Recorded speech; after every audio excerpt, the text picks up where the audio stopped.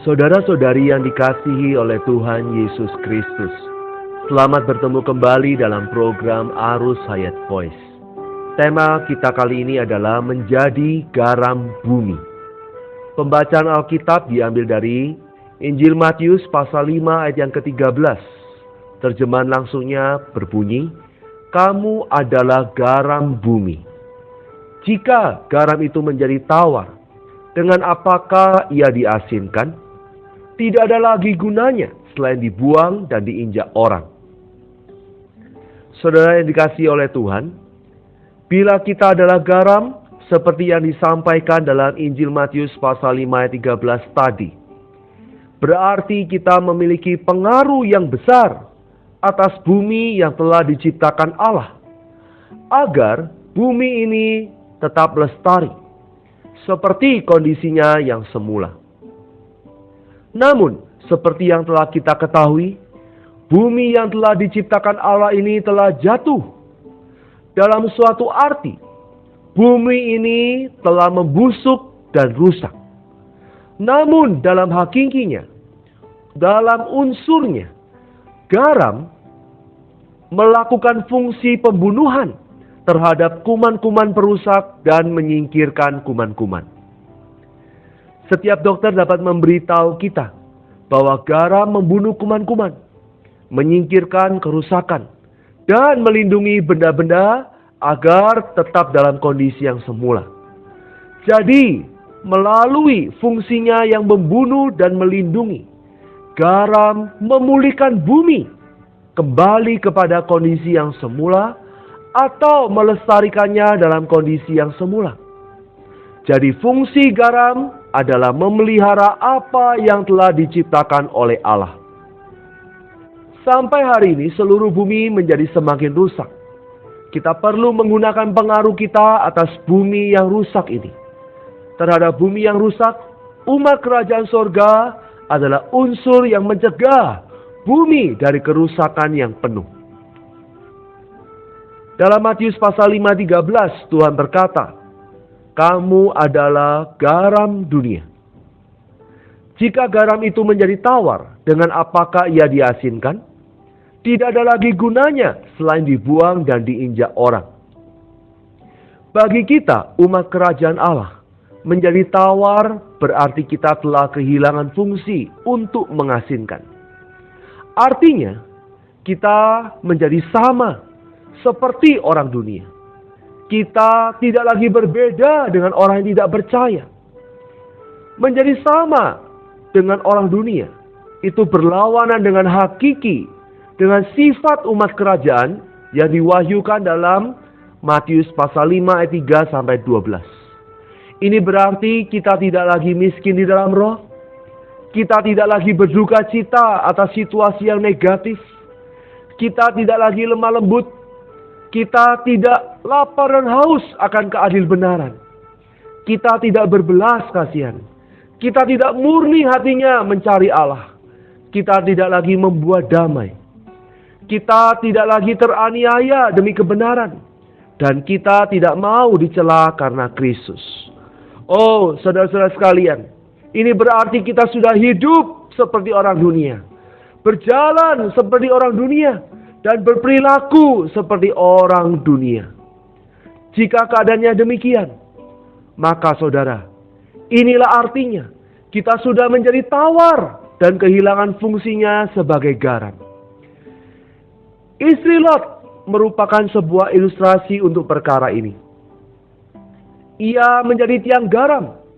Ini menunjukkan bahwa sebagai garam ia telah kehilangan fungsinya. Bila garam menjadi tiang, maka ia tidak dapat lagi berfungsi sebagaimana mestinya. Istri Lot menjadi tiang, terutama karena ia telah kehilangan fungsinya sebagai garam. Fakta bahwa istri Lot menjadi tiang garam karena mengasihi dunia merupakan suatu peringatan yang sangat serius dan keras bagi kita, agar kita tidak kehilangan perbedaan antara kita dengan dunia. Saudara-saudari yang dibelas kasihani Allah, di mana saja kita berada sebagai umat kerajaan, kita harus menggunakan pengaruh asin kita sebagai garam bumi ini terhadap lingkungan sekitar kita. Lingkungan masyarakat kita, lingkungan sosial, di mana saja dan kapan saja. Kita perlu menjadi garam yang berfungsi untuk membunuh kuman-kuman yang merusak di bumi yang diciptakan Allah ini. Tetapi saudara, jika kita menjadi sama seperti orang dunia, artinya kita telah kehilangan fungsi dan cita rasa kita sebagai garam dunia. Karena kita telah kehilangan cita rasa kita, kita tidak lagi mempunyai fungsi untuk mengasinkan. Dan otomatis kita tidak akan dapat menunaikan fungsi asin kita.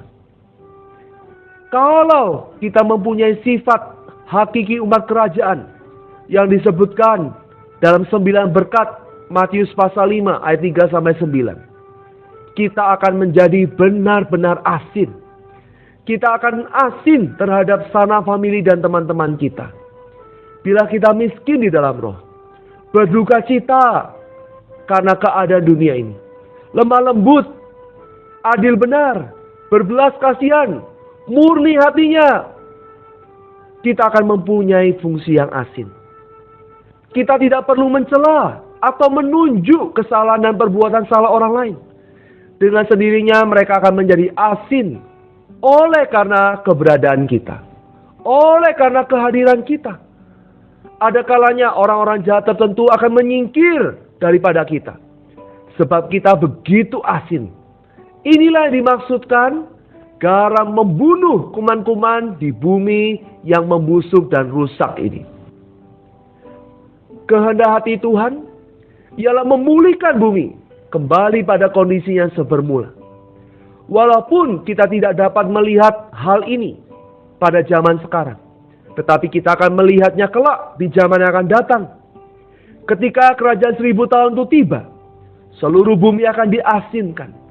Seluruh kuman di bumi ini pada akhirnya akan terbunuh. Dan seluruh bumi tidak hanya didapatkan oleh Kristus, tetapi juga akan dikembalikan kepada kondisi ciptaan Allah yang sebermula. Pekerjaan ini akan dirampungkan oleh umat kerajaannya. Akhirnya, saudara, Tuhan Yesus berkata bahwa garam yang kehilangan rasanya akan dibuang dan diinjak orang. Dibuang berarti diletakkan di luar kerajaan surga di dalam pernyataan dan manifestasinya. Diinjak-injak orang berarti diperlakukan seperti debu yang tidak berguna. Oh, saudara-saudara yang dikasihi Tuhan, kiranya kita tidak menjadi garam yang tawar, yang kehilangan fungsinya.